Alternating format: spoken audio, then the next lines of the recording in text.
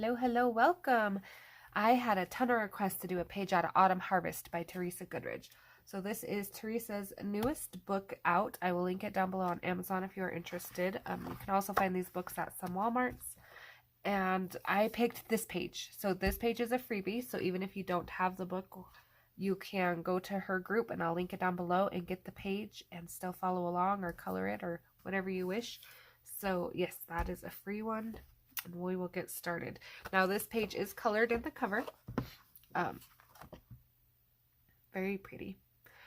I have seen tons of this page done. Well, not tons, probably like 10 of these pages done, and I'm thinking like 6 of them had blue curtains. So I think I am going to be a little adventurous and go a different route other than blue and yellow and orange. But let's get started with some sunflowers and go from there. So first thing I'm going to do is I'm going to put in a sunflower. Yes, I know that sunflowers are supposed to be a bright goldeny orange flower, and I am going to keep the kind of yellowy feel, but I am going to tone it down a notch. I don't want a whole lot of orange competing with red curtains and orange pumpkins, so that is personal preference. So I'm going to go yellow ochre, canary yellow, cream, and goldenrod, and maybe some light umber for my sunflower colors. So I'm going to start with my goldenrod, and I apologize if my hand is in the way because my pencil is tiny. Let's see if I'm centered here. Okay. So I am going to tint all of the flower around the middle goldenrod, and we can always come back and darken this up. So if we're not sure if we like it there, we'll just put a little bit, and then as we get the rest of the colors in, we'll know. So I am going to try to keep this fairly even all the way around. Couple spots can go out further than the other as long as we don't have like this whole half of the flower out to here and then this one not at all. Because it'll just throw off the shape of the petals a little bit. Because we're shadowing. This is our shadow color. So by darkening right here, we are making these look like they are tucked into this middle piece here. Okay, just kind of darken that a little more towards the center. I'm also going to put some on all the lines and those.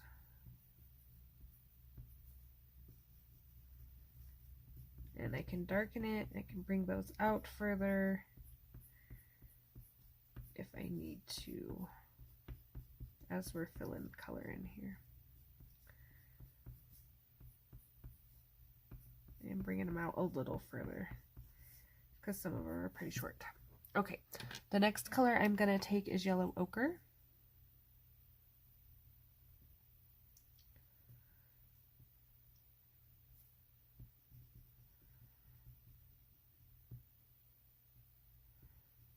So we're going to leave a nice gap of white in the middle.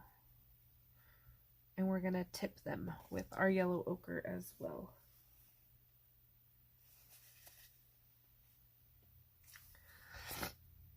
Sorry, I apologize. And of course, this color along is getting out late. I was going to start at the beginning of the month. And I caught an awesome cold and I had the sniffles and I didn't have a voice. So we're a little late getting started, but that's okay.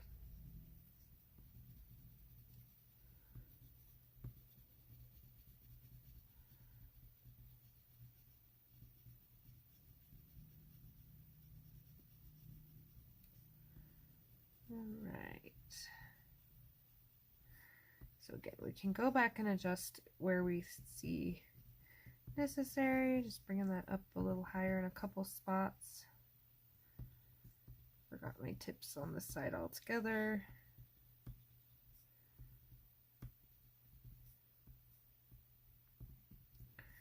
Okay, and then I'm going to go cream, and I did pull canary yellow, but I'm not going to use it just yet because I think this is the combo I'm looking for. So it still has that nice sunflowery feel, but the brightness of it is not going to pull all up here because these aren't going to be the brightest of colors. You know, we got a brown pie, And I'm not even going to do super bright orange pumpkins, so it's going to be a fairly muted page. So I want to plan that when I'm putting in my flowers.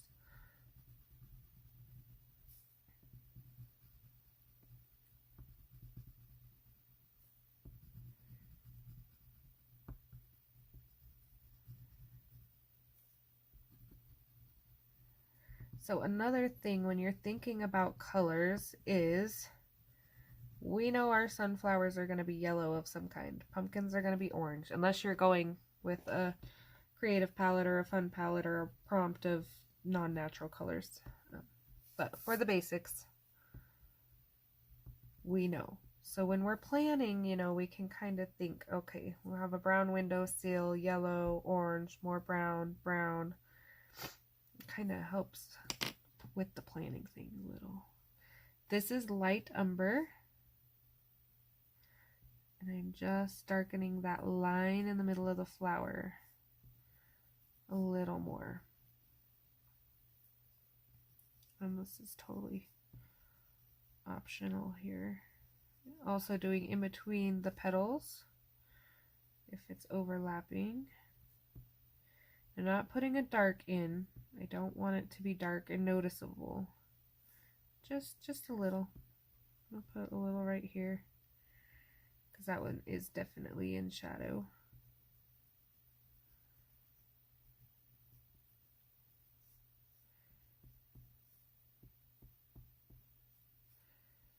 Okay. And I will probably play with that more as I put the rest in, but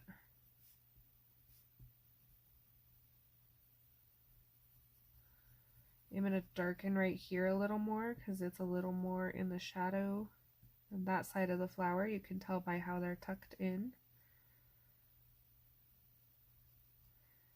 And then I will be sure to blend all that out with my goldenrod. So there is our first sunflower. Also, while we have the goldenrod out, I'm going to go ahead and I'm going to shade in this windowsill. So I will do all of my sunflowers in that same palette. I will not do them all on video just because they do take me a little while, about 10 minutes each. And I want to show some other things.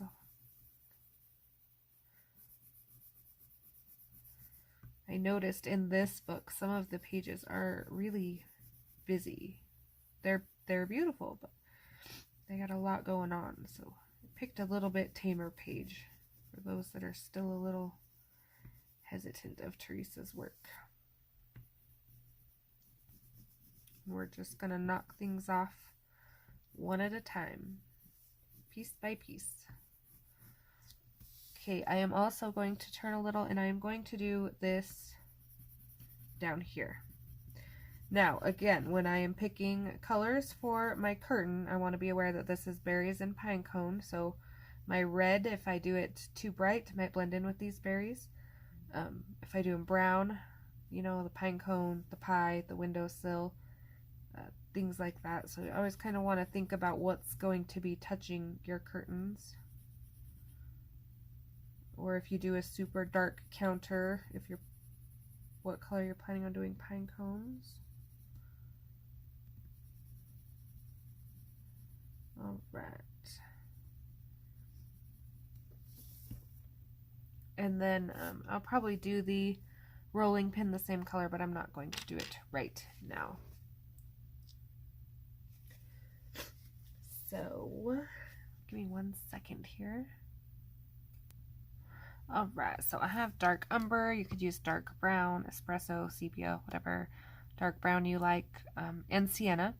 And so for my windowsill, now I don't want it to look like my countertop and my windowsill are made out of the same wood. We based them the same, and we did the goldenrod here so that our eye sees the same color throughout the page. It's not so chaotic, but we don't want it all to look the same. So I'm going to take that. Actually, I'm going to start with the sienna. This is just sienna brown. And I'm just going to go over the middle. Anywhere there should be a little shadow. Now I got one color darker, so I'm not going to worry too much about the other side things just yet.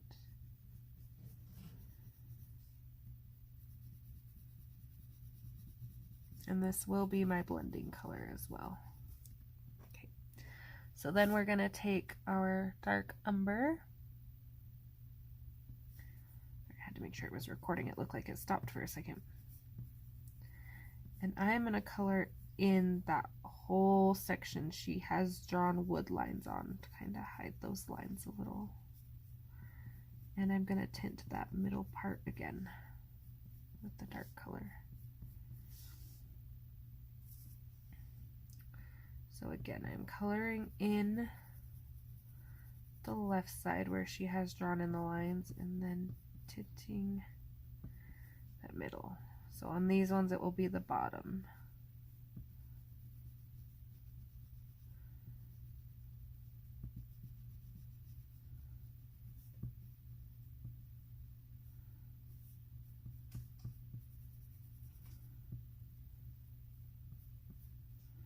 I'm going to turn this a little, and I'm going to do the same thing with these lines. And over here. So just coloring out where she has already drawn in the lines. Okay, back with the sienna brown. Just kind of blending that into my goldenrod.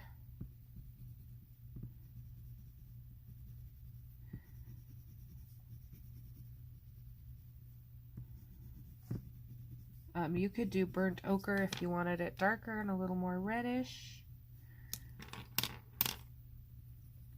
Just play with your colors, and then I'm just going to fill in any white spots with goldenrod.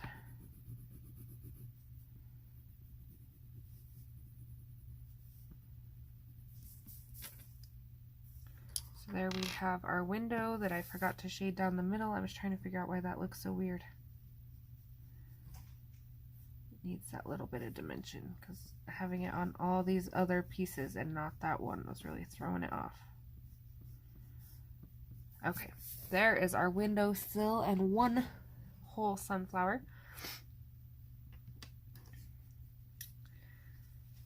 Okay, so on the bottom here, I'm gonna take a dark brown. If I can find my dark brown, sharpen it real quick. Okay, I'm going to come in right here and I'm going to darken, and that is not my dark brown. One second. Wrong pencil. That is sepia too. There we are. Okay, dark brown.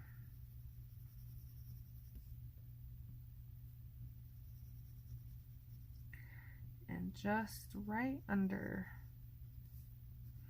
I don't want this dark all the way throughout. I just want the deepest, darkest shadow spots.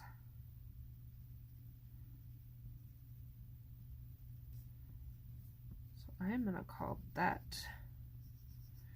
good right there. And I'm going to bring a little chocolate into the situation.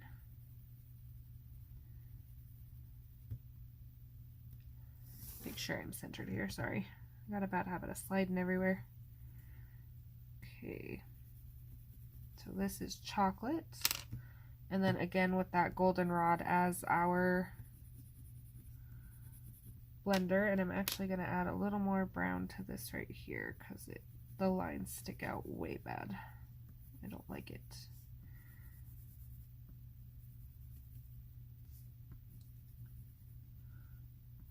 Okay, and then back with the goldenrod.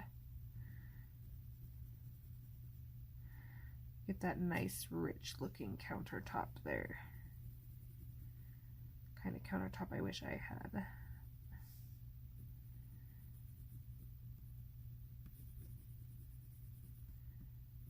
Alright, so there is that.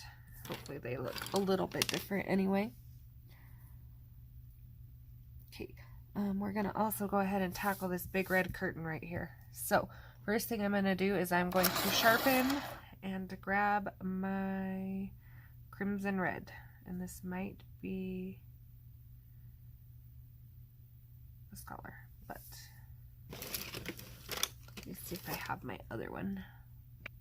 Okay, yes, so crimson red.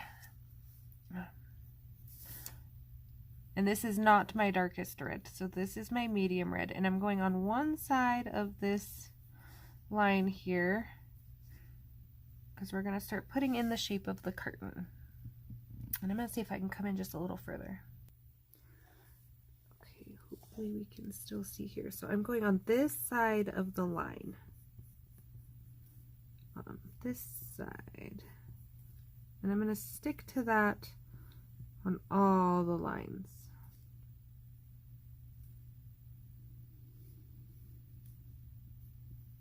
Even as skinny as it is right here.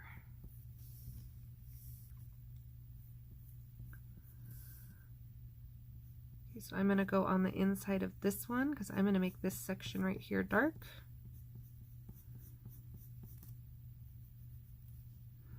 This is dark. Make sure I'm still on camera here. Zoomed in way far. Okay.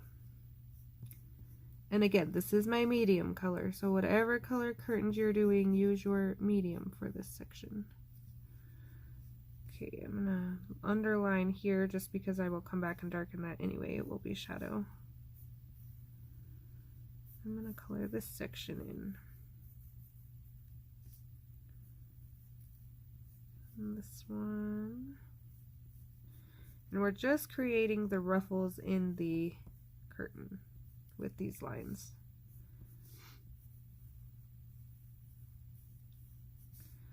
So again, shadowing that a little because I will bring it in with a darker color anyway.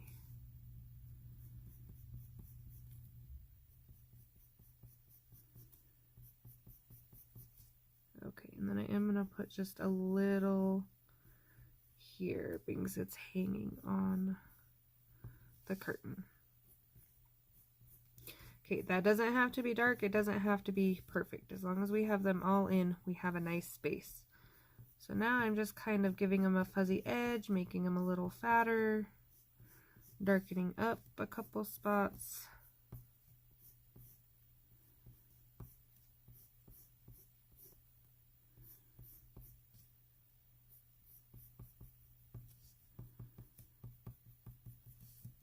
Okay.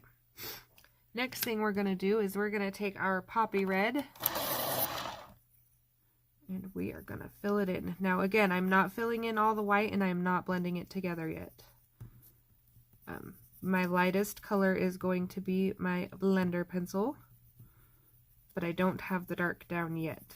So this is just helping create highlights and lowlights so I can tell where I want to put my dark.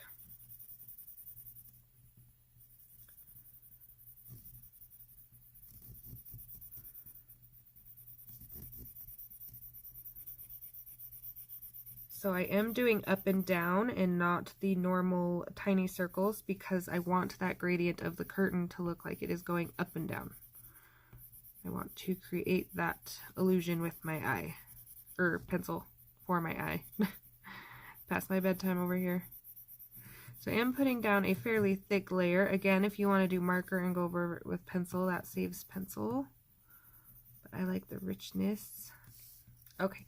Now we're going to take our darkest color, which happens to be Tuscan red, a dark purple itself, literally black grape, anything like that would work too.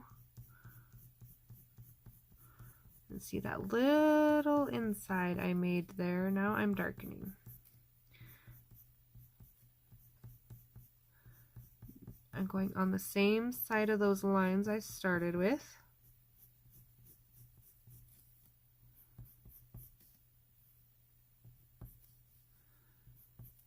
Just kind of putting them in with a streak.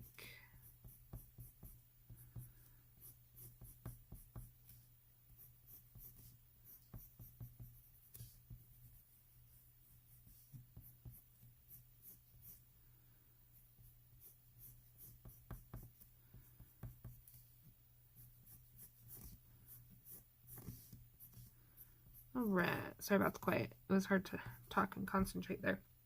So I'm going to go back over with another layer. So now I'm bringing in another layer of that carmine. I'm going to bring it up from here as well. And this is where we start creating those highlights. So bringing out those lines.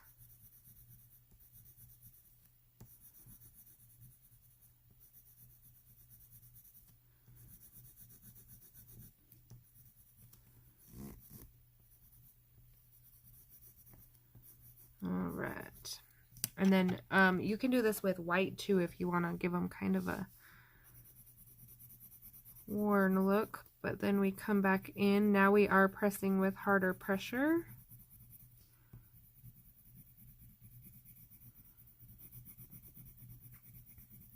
And if we see any spots that look a little rough, like they needed shaded a little better or blended, we just go ahead and touch it up.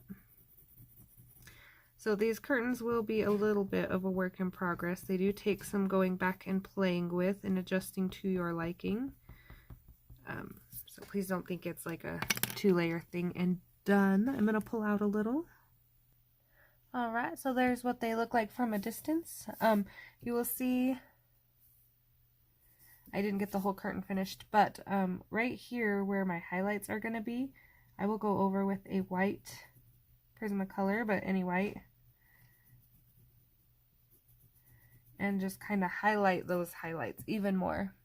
And so our curtain will look like it has some highlights and some lowlights, some depth to it. So I'm going to go ahead and finish coloring that in. So when we come back for part 2, which will hopefully be directly because I am behind. I don't know about over the weekend with kids, but do my best.